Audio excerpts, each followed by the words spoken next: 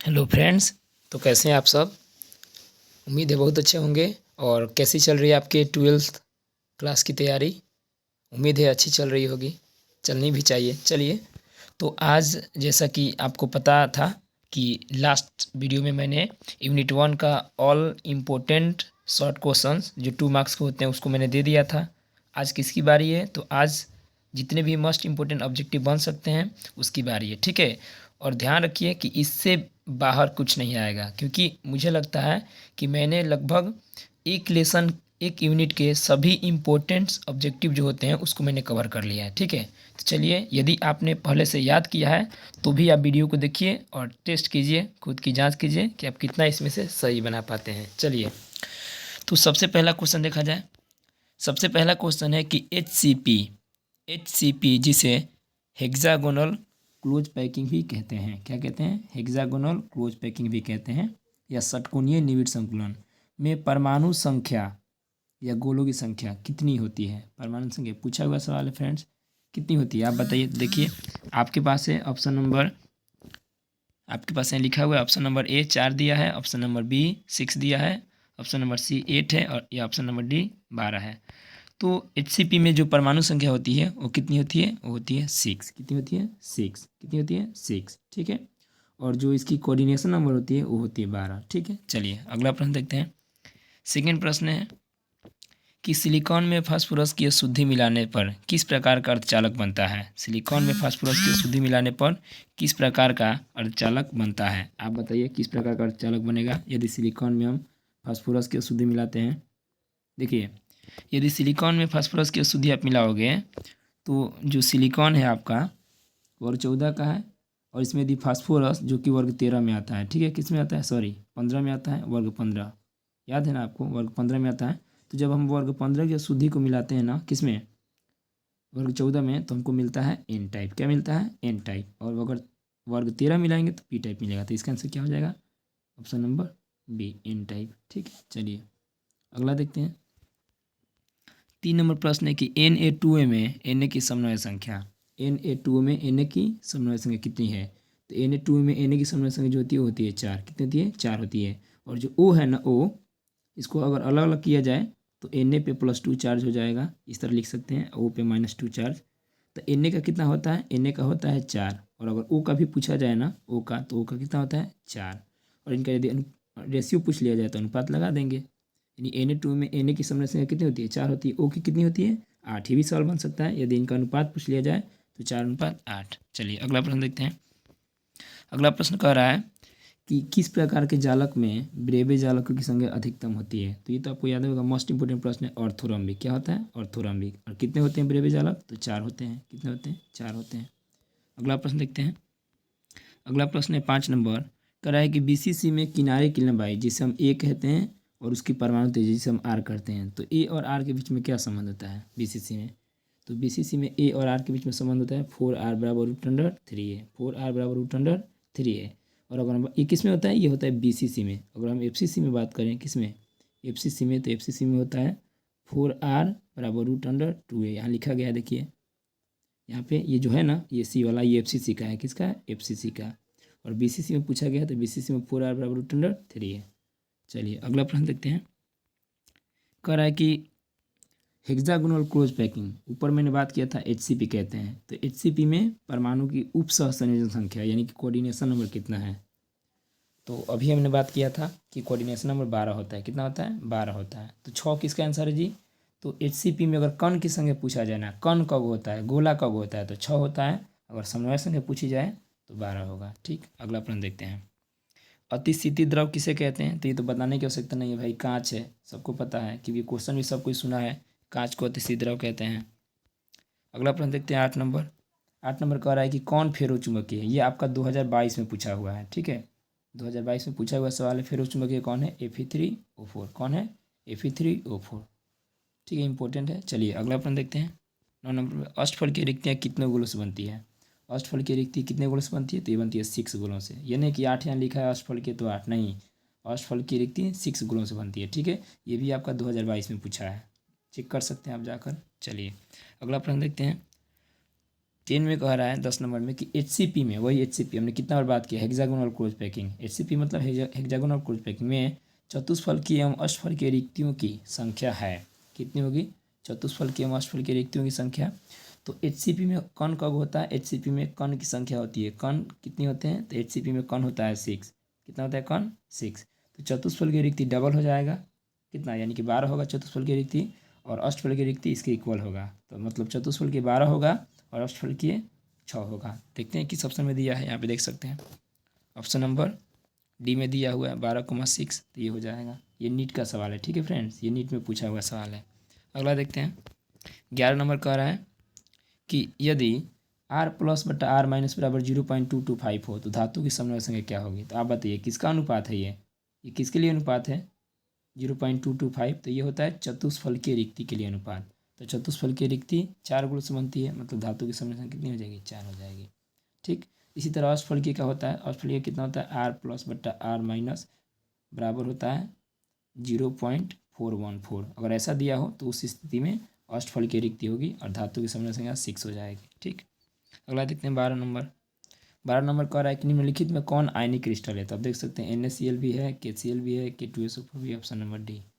अगला प्रश्न देखते हैं, क्रिस्टलीय ठोस की प्रकृति है, क्रिस्टलीय ठोस की प्रकृति है समदैशिक, समदैशिक, विषमदैशिक, दोनों और कोई नहीं। तो क्रिस्टलीय जितने भी क्रिस्टलीय ठोस होते हैं उनकी प्रकृति होती है विषमदैशिक। कैसी होती है, विषमदैशिक, यानी कि विभिन्न दिशाओं में जो उनका गुण होता है वह समान नहीं होता है, विभिन्न दिशाओं में गुण समान नहीं होता है। समदैशिक कौन होता है, तो समदैशिक होता है अक्रिस्टलीय। कौन होता है, अक्रिस्टलीय। क्रिस्टलीय कैसे होते हैं, क्रिस्टलीय विषमदैशिक होते हैं, ठीक।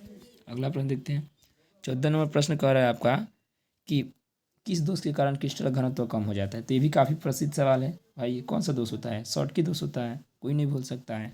अगला प्रश्न देखते हैं, कौन प्रतिचुंबकीय है, कौन प्रतिचुंबकीय है। तो जल भी होता है, यानी कि H2O होता है, बेंजीन भी प्रतिचुंबकीय होता है और नमक भी प्रतिचुंबकीय होता है। तो ऑप्शन नंबर डी हो जाएगा, दिया होगा ऑल, ठीक है, देखिए यहाँ पे दिया हुआ है सभी।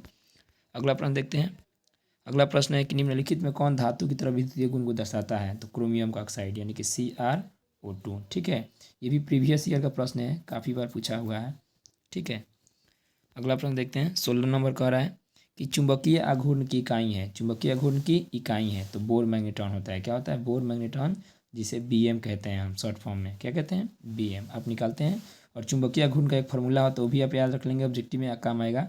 चुंबकीय आघूर्ण होता है म्यू बराबर √अंडर, एक फार्मूला होता है N×N+2, क्या होता है N×N+2, ये चुंबकीय आघूर्ण का फार्मूला है। तो ये भी पूछा जा सकता है ना ऑब्जेक्टिव में कि चुंबकीय आघूर्ण का फार्मूला है, ठीक है। चलिए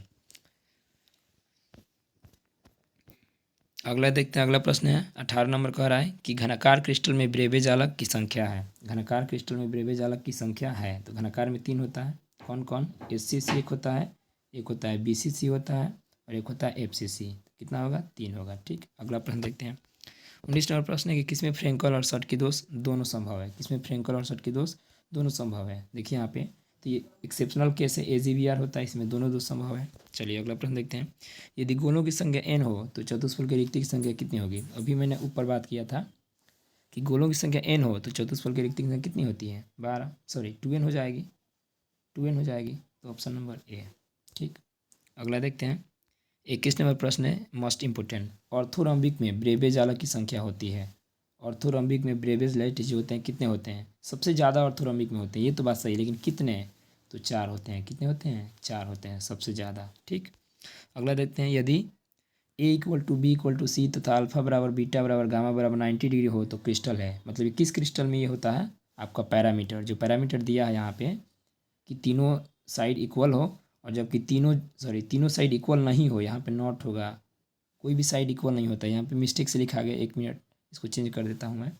ये कैसे होगा आपका, ये देखिए 1 मिनट रुक जाइए, इंपॉर्टेंट प्रश्न है, ठीक है। ये कोई भी इक्वल नहीं होता है, A=B=C तथा अल्फा बराबर बीटा बराबर गामा बराबर 90 डिग्री हो तो क्रिस्टल है। तो ये किस में होता है, तो ये होता है ऑर्थोरम्बिक में। बार बार हमने नाम सुना है ना ऑर्थोरम्बिक का। ऑप्शन नंबर देखिए डी में दिया होगा, यहाँ पे देखिए डी में दिया है, ठीक। अगला देखते हैं FCC, BCC और HCC की संकुलन क्षमता क्रमशः कितनी है। FCC, BCC और HCC की संकुलन क्षमता क्रमशः कितनी है। फ्रेंड्स इसमें 3 सवाल हैं, अगर अलग अलग किया जाए तो एफसीसी की संकुलन क्षमता अलग से पूछी जा सकती है, बीसीसी का अलग से पूछा जा सकता है, एससीसी का अलग से पूछा जा सकता है। तो आपको समय बचाने के लिए मैंने क्या किया, तीनों एक ही में कर दिया। तो एफसीसी का 74 होता है, बीसीसी का 68 होता है और एससीसी का 52 होता है। ठीक है, कितना होता है, 52। तो ऑप्शन नंबर ए हो जाएगा, क्रम से लिख लीजिएगा। ठीक है, और एक एचसीपी भी होता है, हेक्सागोनल क्लोज पैकिंग, इसका भी 74 होता है, यानी कि एचसीपी और एफसीसी का इक्वल होता है। ठीक, अगला देखते हैं।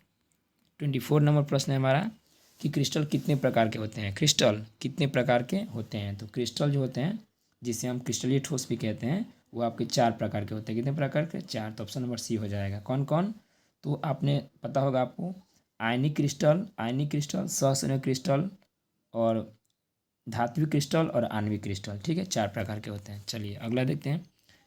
25 में कह रहा है कौन प्रतिचुंबकीय है, कौन अनुचुंबकीय है। तो आपको पता होगा, अभी हमने ऊपर देखा कि नमक, जल और बेंजीन, ये तीनों क्या है, ये तीनों के तीनों प्रतिचुंबकीय हैं। क्या है, प्रतिचुंबकीय। तो आप बताओ अनुचुंबकीय कौन होगा, अनुचुंबकीय O2 होगा। ठीक है, भी पूछा हुआ सवाल है। अगला देखते हैं 26 नंबर, मूल क्रिस्टल कितने होते हैं। देख रहे हो, बच्चों का खेल है, इट्स चाइल्ड्स प्ले। कितना आसान काम है, कितना आसान सवाल है। मूल क्रिस्टल कितने होते हैं, 7 होते हैं। सही, सभी जानते हैं, कोई नहीं भूल सकता। ठीक है, अगला देखिए 27 नंबर, कह रहा है कि जब एनायन किसको बोलते हैं, रीन आयन को। किसको बोलते हैं, रीन आयन को। जब एनायन द्वारा इलेक्ट्रॉन खाली स्थान में पकड़ लिया जाता है या फंसा लिया जाता है, तो इस दोष को क्या कहते हैं। तो इस दोष को हम बोलते हैं एफ केंद्र। क्या कहते हैं, एफ केंद्र। ऑप्शन नंबर सी में दिया है। ठीक, अगला सवाल देखते हैं। अगला सवाल है कि कौन सा गुण क्रिस्टलीय ठोस का नहीं है। कौन सा गुण क्रिस्टलीय ठोस का नहीं है, यहाँ देख सकते हैं। इसमें 4 ऑप्शन दिया हुआ है, 4 ऑप्शन देख लो। कौन कौन ऑप्शन दिया है कि विदलन गुण, निश्चित ज्यामितीय आकृति, स्पष्ट द्रव्यनांक और समदैशिक प्रकृति। तो इसमें कौन सा गुण क्रिस्टलीय ठोस का नहीं है, तो ये आपका जो समदैशिक प्रकृति होता है ना, ये नहीं होता। अभी हमने ऊपर बात किया कि समदैशिक प्रकृति किसका होता है, ये भी समदैशिक, ये आपका होता है। ये किसका है, तो ये आपका है अक्रिस्टलीय ठोस का विषमदैशिक प्रकृति होता है। अक्रिस्टलीय ठोस जो होते हैं समदैशिक प्रकृति के होते हैं। तो यहाँ पे कह रहा है कौन सा गुण क्रिस्टलीय ठोस का नहीं है, तो ये आपका हो जाएगा समदैशिक प्रकृति। क्या, समदैशिक प्रकृति। ठीक, चलिए स्पष्ट द्रव्यनांक तो होता ही है, इसकी थोड़ा बात कर लेते हैं। मतलब निश्चित द्रव्यनांक होता है, निश्चित ज्यामितीय आकृति भी होती है, विदलन गुण भी इसमें पाया जाता है। ठीक, अगला देखते हैं 29 नंबर, ये भी इंपॉर्टेंट सवाल है। कह रहा है एक बोर मैग्नेट्रॉन बराबर कितना होता है। यहाँ पे ऑप्शन छूट गया शायद। एक बोर मैग्नेट्रॉन बराबर कितना होता है, मैं बता दे रहा हूँ, आप लिख लीजिएगा। एक बोर मैग्नेट्रॉन क्या होता है, एक बोर मैग्नेट्रॉन बराबर होता है, एक बोर मैग्नेट्रॉन बराबर होता है 9.27। कितना है, 27 इंटू 10 के पावर माइनस 24 कितना होता है, एम्पियर मीटर स्क्वायर। 9.27 इंटू 10 के power minus 24 ampere metre square एक बोर मैग्नेट्रॉन का मान होता है। ठीक है, जो कि ये बोर मैग्नेट्रॉन क्या है, अभी हमने ऊपर बात किया था, चुंबकीय घूर्णन की इकाई है। ठीक है, अगला देखते हैं 30 नंबर, करा NaCl की संरचना है। तो NaCl कैसा बनाता है, NaCl आपका FCC बनाता है, फलक केंद्रित एकक कोशिका। ठीक, अगला देखते हैं 31 नंबर, करा CaCl और NaCl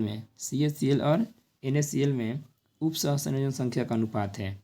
ठीक है, ये भी पूछा हुआ सवाल है। ठीक है, तो CaCl और NaCl में उप सहसंयोजन संख्या का अनुपात कितना है। तो CaCl में याद हो जाएगा एक ही बार में 8:8 होता है और NaCl में 6:6 होता है। तो 8:8, 6:6, ऑप्शन नंबर ए करेक्ट हो जाएगा। ठीक, अगला देखते हैं 32 नंबर, करा किस जोड़े में क्रमशः चतुष्फल की रिक्ति और अष्टफल की रिक्ति होती है। किस जोड़े में, तो यहाँ पे देखिएगा, यहाँ पे दिया हुआ है ऑप्शन में, कितना दिया हुआ है, 4 को दिया है, 3 दिया हुआ है। किसमें चतुष्फल की और अष्टफल की रिक्ति होती है। तो चतुष्फल की होती है आपका HCP में और अष्टफल की होती है CCP में। तो ऑप्शन नंबर सी हो जाएगा, ये भी पूछा हुआ सवाल है। ठीक, अगला देखते हैं 33 नंबर प्रश्न कह रहा है कि FCC में टेट्राहेड्रल वायर्स का मतलब क्या होता है, चतुष्फल की रिक्ति। क्या होता है, चतुष्फल की रिक्ति। FCC में चतुष्फल की रिक्ति की संख्या होगी, तो FCC में कणों की संख्या 4 होगी, तो चतुष्फल की रिक्ति कितना होगा, 2 गुना होता है ना, 2 से गुना करो 8 आएगा। चतुष्फल की रिक्ति कितना हो जाएगा, 8 हो जाएगा, ऑप्शन नंबर डी। HCP में रिक्त स्थान है, HCP में रिक्त स्थान, तो HCP की संकुलन क्षमता 74 होता है, तो रिक्त स्थान कितना हो जाएगा, 74 में से घटा दो, 100 में से घटा दो 74, कितना आएगा, 26 आएगा, 26 हो जाएगा आंसर। अगला देखते हैं, अंतिम सवाल है हमारा आज का, कह रहा है 35 नंबर की ब्रैग का समीकरण है। ब्रैग का समीकरण है तो ये होता है n lambda equal to 2d sine theta. क्या होता है, n lambda equal to 2d sine theta, ये होता है ब्रैग का समीकरण। ठीक है, ब्रैग ने ये दिया था। तो उम्मीद है आपको बहुत अच्छा लगा होगा। अगर ऐसा है तो बस वीडियो को लाइक कर दीजिएगा, कमेंट कर दीजिए और यदि नए हैं तो सब्सक्राइब कर दीजिए और इसको शेयर ज़रूर कीजिए। ठीक है, आपके लिए हम इतना मेहनत कर रहे हैं, आपको पता ही है। ठीक है, जितने भी इंपॉर्टेंट क्वेश्चन उसको एक जगह सजा कर लिखना काफ़ी मेहनत वाला काम है, आप समझ रहे हैं। तो कम से कम आप वीडियो को शेयर ज़रूर कर दीजिए और नए हैं तो सब्सक्राइब कर लीजिएगा और ऐसे ही वीडियो आपको मिलता रहेगा अगले आपके एग्ज़ाम तक। ठीक है, तो ये बात कभी नहीं भूलिएगा। ठीक है, प्रतिदिन जुड़े रहिएगा प्रतिदिन और वीडियो को पूरा देखते रहिएगा। ठीक है, तो यहाँ देखिएगा एक और चीज़ कि कल डे 1 था, तो कल हमने यूनिट 1 का पूरा इम्पोर्टेंट लघुत्तरीय प्रश्न को दे दिया आपको और ये टोटल ऑब्जेक्टिव हो गया। ठीक है, अगले वीडियो में क्या होगा तो यूनिट 2 का आपको लघुत्तरीय जो होते हैं शॉर्ट क्वेश्चन वो आपको मिलेंगे। ठीक है, तो मिलेंगे फिर next video. Thanks for watching.